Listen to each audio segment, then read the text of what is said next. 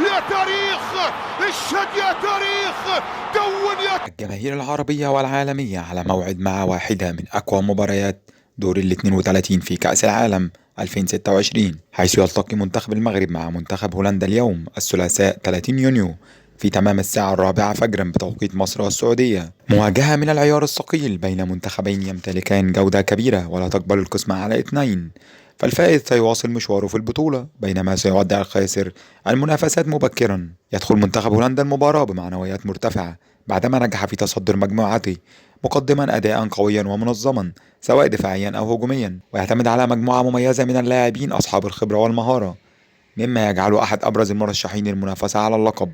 أما منتخب المغرب فيدخل اللقاء بطموحات كبيرة رغم تأهله كثاني مجموعته خلف منتخب البرازيل القوي. أسود الأطلس أثبتوا في السنوات الأخيرة أنهم من أقوى منتخبات العالم بعدما حققوا الإنجاز التاريخي في كأس العالم الماضية بالوصول إلى المركز الرابع كأول منتخب عربي وأفريقي يصل إلى هذا الدور.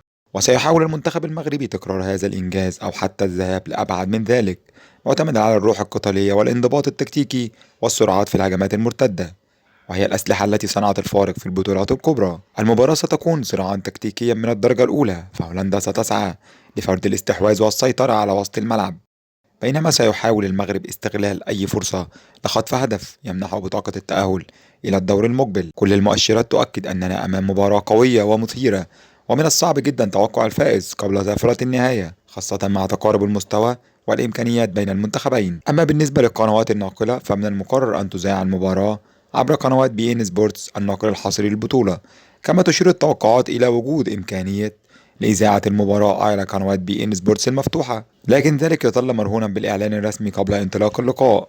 يمكنك متابعتنا على القناة لمعرفة أن المباراة ستذاع على المفتوحة أو لا. والآن شاركونا توقعاتكم في التعليقات، ومن سيتأهل إلى الدور المقبل، المغرب أم هولندا؟ ولا تنسوا دعم الفيديو بالإعجاب والاشتراك في القناة وتفعيل زر الجرس ليصلكم كل جديد.